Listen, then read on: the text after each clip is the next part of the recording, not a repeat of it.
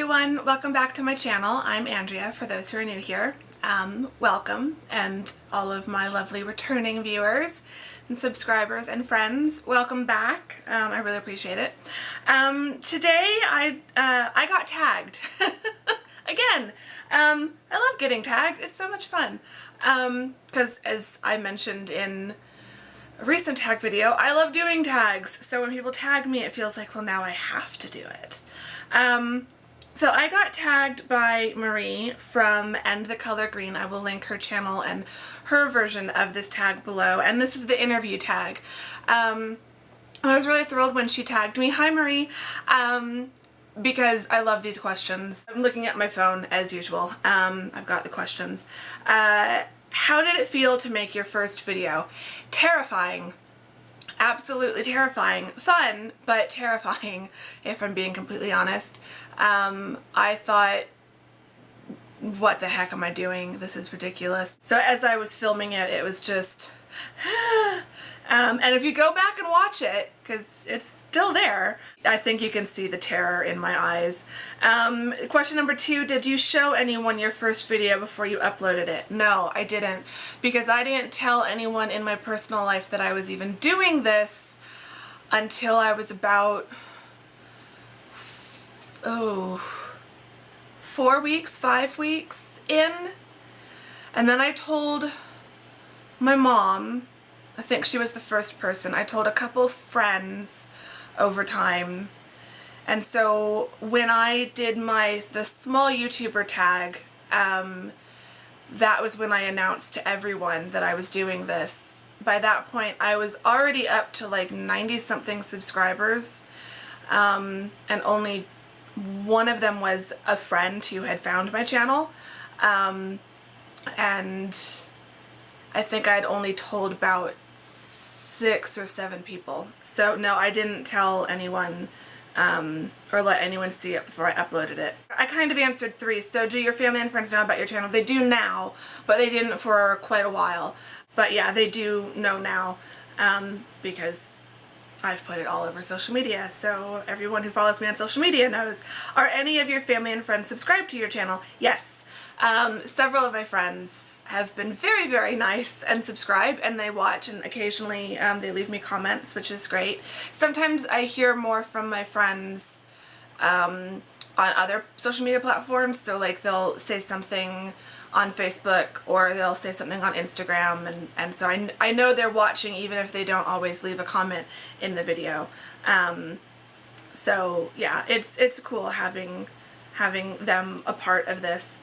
Did anyone think you were crazy for being a YouTuber? No, at least not that anyone said to my face. If I'm being honest, I don't think starting a YouTube channel is any crazier than doing a PhD, so I feel like I'm right on par as far as crazy, wild decisions. How and why did you choose your YouTube channel name? It was just the name that was already attached to the account from when I started it, just to be able to subscribe and comment and like on other people's videos, so I didn't start a new one. Je suis juste moi, just a username that I've used on a few different platforms. It's also my Instagram name, and it just kind of made sense. It actually worked as a channel name because it's French for I'm just me, which is kind of my life motto. I am who I am. You can take it or leave it. Question number 7. What have you gained from being a YouTuber?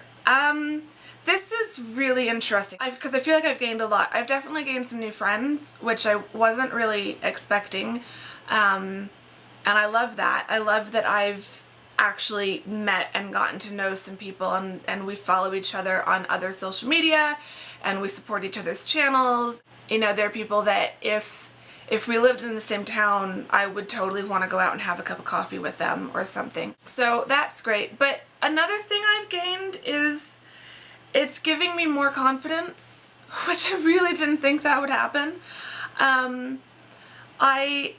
Because you film and then you edit, when I edit, I noticed in the very beginning that I was being really, really critical of myself, of my appearance, of the things that I would say, going off on tangents, talking too much, Now I just admit it, I talk a lot. If you don't like that, if you prefer short 5-minute videos, this probably is not the channel for you to subscribe to. That I can't change that about me. I talk a lot. So it's helped me to just be more comfortable with things like that. And I definitely criticize my appearance a lot less. I found that as I was watching back the videos, I was being really mean to myself. I mean, I was saying things to myself that I would never say to someone else, and that if someone else said them to me, I would be really upset with. So why is it okay for me to say those things to myself? So I feel like I've gained the ability to be a bit less critical of myself, and a bit more confident about things. Question number 8, are you interested in doing giveaways? I'm definitely interested. I can't really afford to do a lot of giveaways. I might do a small one if I ever hit 500. I will definitely do one if I hit 1,000, and I feel like it's pretty safe to say that because at the rate I'm going, like, the channel's growing, but slowly, so 1,000 feels like it's a ways off. I'd like to do giveaways, just I can't do many because it gets expensive finding the item and then shipping the item, and I would want to make it available internationally because I have a lot of subscribers in other countries. Shipping internationally could cost as much as whatever the giveaway item is, so we'll see. Question number 9, do you allow subscribers to send you gifts? No one has ever asked, and if they did, I would tell them thank you so much, but you really don't have to. I don't need gifts. That's not why I started the channel. You guys subscribing and commenting on my videos is seriously all the gift that I need. When I get a comment, it just makes me so happy. How do your kids feel about you being on YouTube? I don't have kids, so I don't have to worry about that. Question 11, how do you choose your topics?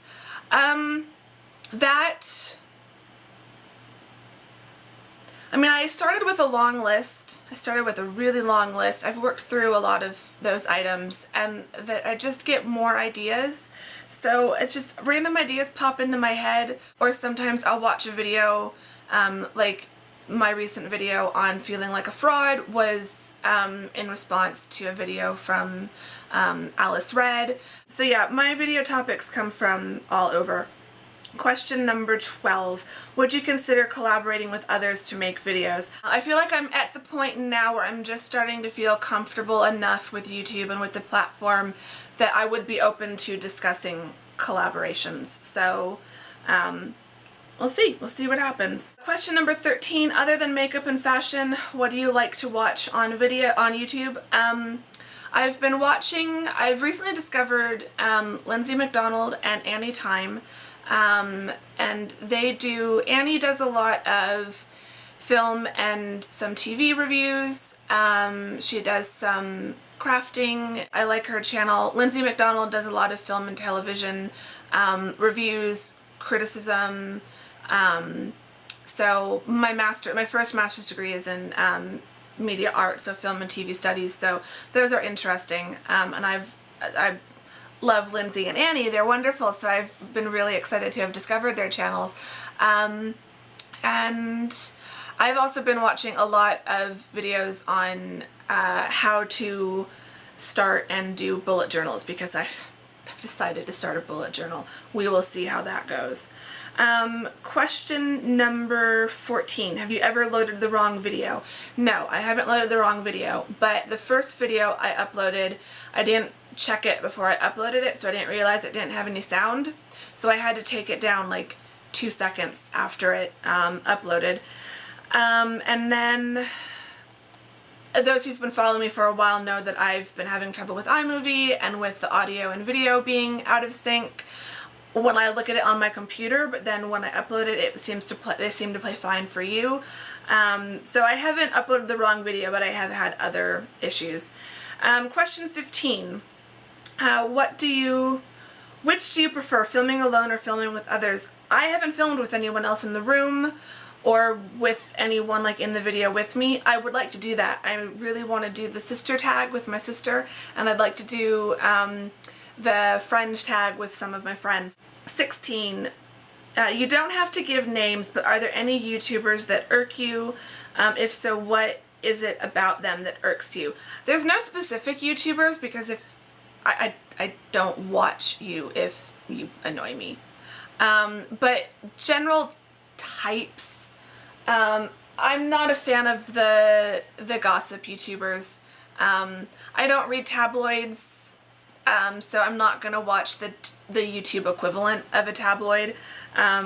So I don't really follow those channels. I've watched a few just as an academic who's studying YouTube, and so I can watch them for academic purposes, but they annoy me, so I don't like those. And then also, YouTubers who aren't really into YouTube for the community, but just want to try to have as big of a channel as possible. YouTubers who aren't that sincere. We'll just leave it at that. Number 17, what is some general advice you would give to someone wanting to start a channel? Be sincere. Don't do it for the numbers, don't do it to have a ton of subscribers. It takes a long time to build a channel, and I will say the best channels are people who are sincere and who genuinely care about their audience, their subscribers, as well as the broader community that their channel is situated within. So even some of the really big YouTubers that I watch, I still see them pop up in the comment sections of other YouTube channels. So I think it's really important to be involved, to understand the social networking side of this platform, and to not ignore that. And to participate and have fun in the community and make friends. And if you do a sub for sub agreement, don't sub for sub and then never watch each other's channels again. Like, what's the point of that? I don't get it. Maybe I'm just old. I don't know. But that would be my advice. Be patient and be sincere. 18, have you thought about transitioning from YouTube to your own website? No, I do have a blog. I've got other social media that I keep active. But a website, no. Question 19, what are some opportunities that you have gotten because of YouTube? Not so much opportunities, but just new friends, which I think is amazing. So I really appreciate that, and still meeting new friends. Like every time I get a new subscriber, that's the chance to make a new friend if they're willing, and I really enjoy that. And then question number 20, last question. When you first started, how did you get the word out? This is really interesting because when I first started, I didn't do anything. I was just making videos, uploading them. People started randomly finding my channel. To this day, because no one's told me in the comments, I still don't know how some of those early people found me. My very first subscriber, Bex Holling, who I adore, she found me on Twitter. I followed her back on Twitter. She sent me a message telling me about her channel, and I said, oh, by the way, I have a channel too. And so she's my first subscriber. She was the first one. But beyond Bex, I don't know how people found me. And the first 90 to 95 subscribers, I didn't really, there were a couple channels that I found and was like, hey, great video, really love that product you mentioned, I use it too, by the way, I have a channel if you'd like to check it out. But I feel like I only did that like a half dozen times. So the majority of people just found me. Since doing the small YouTuber tag and going, making the announcement on my social media, now I always tweet the link to a video, and then I will do some kind of picture on Instagram that relates to the video. I find that I think hashtags are having something to do with it. I sometimes use the hashtag, like hashtag small YouTuber, but I tend to use more like hashtags related to the topic of the video, which seems to help people find my channel who don't necessarily care about whether I'm a small YouTuber or not, but they care about the topic. So that's kind of where I'm at right now. So that's the interview tag. Thank you, Marie, for tagging me. Definitely everyone go check out her channel and The Color Green, and I will see you all in my next video. Thank you very much for watching. Bye-bye.